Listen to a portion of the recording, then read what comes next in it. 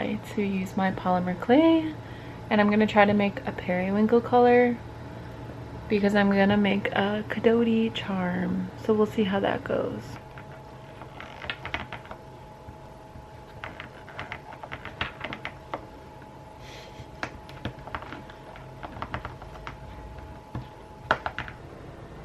This kadoatie looks like he's seen some shit.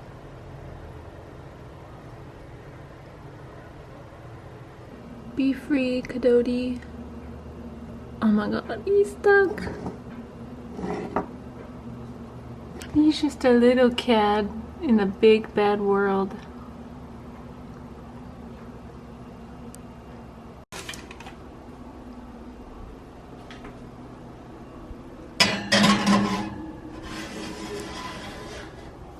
He made it out of the oven and it looks so cute.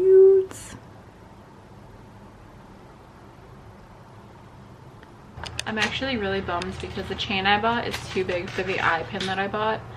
So I'm gonna have to find a smaller chain that I used to use with my stained glass. And it's not gonna match, the metals aren't gonna match, but I don't think it's that big of a deal because this is just a little practice piece and now I kind of know what to look for. So that's what I'm gonna do. I'm gonna find a chain and hook him up. And then he's done. He's so cute. I found a little chain. I recently found this amazing Facebook art group that's strictly for selling your art. On a whim, I took some photos of my stained glass pieces that I had completed over a year ago and I just made a quick post. And somehow, almost all of my art sold. I felt so freaking lucky, and honestly I was so shocked and so excited, even a little bit giddy. I've sold art in the past. One month I even made over $1,000.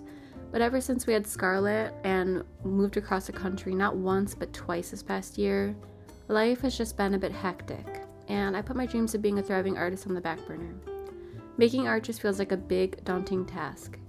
I mean, it's not just me anymore that I'm responsible for, it's a whole other tiny human, not to mention 3 animals, a husband, and a household.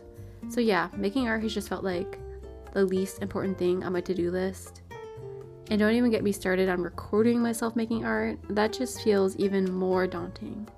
Some days, especially as of late, as Scarlett is teething with her molars, she's sick, and she's battling bedtime more than ever, I just feel like I've been in survival mode. I didn't even label it as such until recently. I was venting to my husband, saying how none of this used to feel this difficult. Why is creating a grocery list so hard? Why is starting laundry so hard? Why is vacuuming and cooking and basically everyday tasks of running a household so damn hard? And he said, you're in survival mode. And I was like, holy shit, you know what? You're right. And I felt so glad he said that because I literally have felt so out of control of my life lately, especially with seemingly simple everyday tasks. He works really long hours, oftentimes getting home when she's already in bed and has been in bed for a while. People on YouTube make using resin,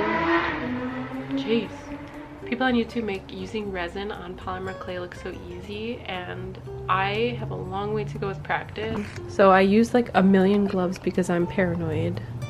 But now I just have him sitting in the sun just in case, because I felt like, I don't know, I'm so new to resin, I'm not sure if he's cured all the way, even though everything I'm reading online says it just takes a minute or two. So I'm just gonna leave him right there just for a little bit, and then I'll touch him with my bare hands and figure it out. I'm making a little slorg, and I'm giving him secret booty cheeks. Today, he actually called off of work, and so far I've had so much personal time to recharge, and I already feel a little lighter and a little more like me.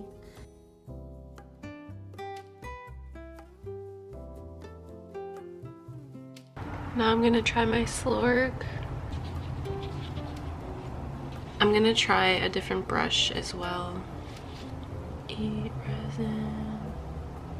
Back on the topic of how making art seems like the least important thing on my to-do list. I know it sounds so silly to say because I know making time for me is never a waste of time. But after a long day of mothering a toddler, by the time I finally conquer bedtime, making art for me still just feels like a productive task because with art, I'm still learning, I'm still dabbling in pretty much every single medium it seems. It basically feels like I can't fully immerse myself and get lost in the flow of things when I know my daughter will probably need me within the next half hour because I'm still nursing. So I guess what I'm trying to say is at this point in my life, time is so precious and I almost don't want to quote unquote waste it when I have it. So I find myself not pushing myself or basically sticking to the tried and true of what I know in my sketchbooks, because what if it doesn't come out the way I see it in my head? What if I wasted my personal time trying to draw a portrait and I absolutely hate it, and now Scarlett is crying for me and I can't go back and fix it until 3 days from now? Well, I realize that's one perspective to look at it, but another perspective that isn't so closed and limiting is that I got to spend my time learning and experimenting, and sure, maybe it didn't come out the way I saw it in my head today, but since I took the time to try, that means when I try again, I'm one step closer.